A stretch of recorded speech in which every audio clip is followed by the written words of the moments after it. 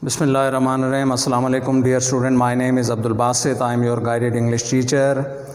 Dear student, आज से हमारे 1 सितंबर के लेक्चर्स का आगाज़ हो रहा है, लेकिन इस लेक्चर को शुरू करने से पहले मैं आपको बता दूं कि आज के बाद से जितने भी लेक्चर आएंगे वो हमारे उस मटेरियल पर मुश्तमिल होंगे जो कि 15 सितंबर को जब स्कूल खुलेगा तो उसके फ़ौरन बाद जो राउंड स्टार्ट होगा उसमें इसी मटेरियल को शामिल किया जाएगा, इसी की रिवीजन होगी, इसी की तैयारी करवाई जाएगी और फिर इसी का टेस्ट होगा। लिहाजा आप लोगों ने इन तमाम चीज़ों को अच्छी तरह से सुनना है, अच्छी तरह से समझना है, इनकी प्रैक्टिस करनी है ताकि जो ही स्कूल खुले और आपका टेस्ट हो तो अच्छे तरीके से आप उस टेस्ट को अटेम्प्ट कर सकें। अब चलते हैं हम अपने आज के लेक्चर की तरफ। आज का हमारा लेक्चर है पास्ट इंडेफिनिट टेंस से मुतल्लिक। पास्ट इंडेफिनिट टेंस में हम देखेंगे कि किस तरह से पास्ट इंडेफिनिट टेंस के सेंटेंसेस को उर्दू से इंग्लिश में ट्रांसलेट किया जाता है। पास्ट इंडेफिनिट टेंस में उन तमाम बातों का तज़किरा किया जाता है जो माजी में रोनुमा हुई हो। लिहाजा अब सबसे पहले हम इस टेंस की पहचान को देख लेते हैं कि उर्दू में इसकी पहचान क्या है। इस टेंस के फ़िक्रे अलिफ, छोटी ए और बड़ी ए पर इख्तिताम पजीर होते हैं। ये पास्ट इंडेफिनिट टेंस की उर्दू में पहचान है फ़िक्रे की।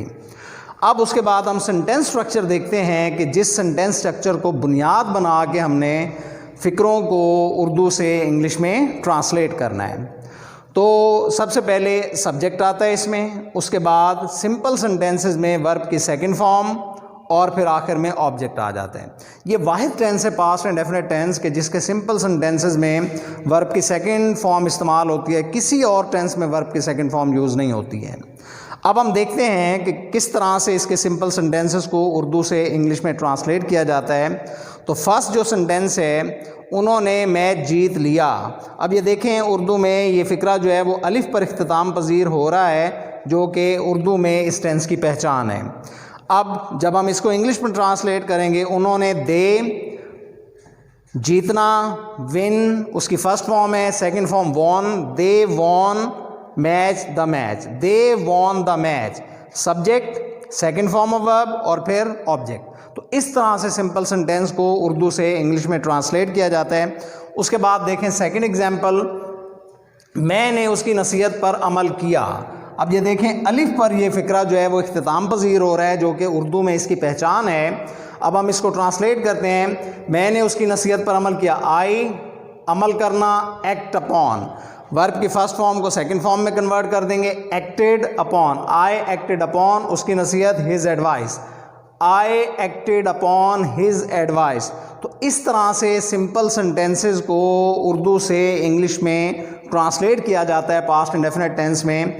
उसके बाद हम देखते हैं कि किस तरह से नेगेटिव सेंटेंसेस को उर्दू से इंग्लिश में ट्रांसलेट किया जाता है पास्ट इंडेफिनिट टेंस में। नेगेटिव सेंटेंसेस का सेंटेंस स्ट्रक्चर सबसे पहले समझ लें। नेगेटिव सेंटेंसेस में सबसे पहले सब्जेक्ट आएगा, उसके बाद डिड नॉट, और डिड नॉट के साथ वर्ब की फर्स्ट फॉर्म यूज़ की जाती है और उसके बाद ऑब्जेक्ट आ जाते हैं। ये है पास्ट इंडेफिनिट टेंस के नेगेटिव सेंटेंसेस का सेंटेंस स्ट्रक्चर। अब इसकी बुनियाद पे हम नेगेटिव सेंटेंसेस को उर्दू से इंग्लिश में ट्रांसलेट करेंगे। तो फर्स्ट एग्जांपल देखें, उन्होंने मकान को ना सजाया, पहचान वही फ़िक्रे के आखिर में अलिफ आ रहा है। अब इसको जब इंग्लिश में ट्रांसलेट करेंगे, दे उसके बाद डिड नॉट, अब वर्ब की फर्स्ट फॉर्म डेकोरेट सजाना, दे डिड नॉट डेकोरेट मकान the house, they did not decorate the house. उसके बाद सेकंड एग्जांपल देखें, हमने तारीख़ी मकामात की सैर ना की। अब फिर देखें ये छोटी ए पर फ़िक्रा इख्तिताम पजीर हो रहा है जो कि उर्दू में इसकी पहचान है। अब जब इसको नेगेटिव सेंटेंस को ट्रांसलेट करेंगे, हमने वी नेगेटिव है डिड नॉट, उसके बाद सैर करना visit, we did not visit तारीख़ी मकामात the historical places, we did not visit the historical places. तो इस तरह से dear student past indefinite tense के नेगेटिव सेंटेंसेस को उर्दू से इंग्लिश में ट्रांसलेट किया जाता है। अब हम चलते हैं इंट्रोगेटिव सेंटेंसेस की तरफ और देखते हैं कि इंट्रोगेटिव सेंटेंसेस को किस तरह से उर्दू से इंग्लिश में ट्रांसलेट किया जाता है। इंट्रोगेटिव सेंटेंसेस में डिड जो है वो सेंटेंस के शुरू में आ जाता है, उसके बाद सब्जेक्ट आता है, फिर वर्ब की फर्स्ट फॉर्म और फिर उसके बाद ऑब्जेक्ट आता है और फिर आखिर में क्वेश्चन मार्क। अब फर्स्ट एग्जाम्पल देखें, क्या तुमने अपने दोस्त की मदद की। अब ये छोड़िए उर्दू में इसकी पहचान, क्या तुमने अपने दोस्त की मदद की, डिड शुरू में आ जाएगा, तुम, यू, डिड यू, मदद करना, हेल्प अपने दोस्त की, your friend, did you help your friend, और आखिर में क्वेश्चन मार्क। अब उसके बाद सेकंड एग्जाम्पल देखें इंट्रोगेटिव सेंटेंस की, उन्होंने झूठ क्यों बोला।